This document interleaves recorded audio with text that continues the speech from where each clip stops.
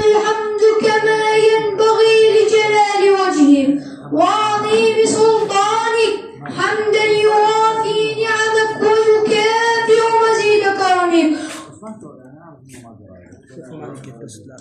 وأشهد أن لا إله إلا الله وحده لا شريك له، له الملك وله الحمد، يحيي ويميت وهو حي لا يموت.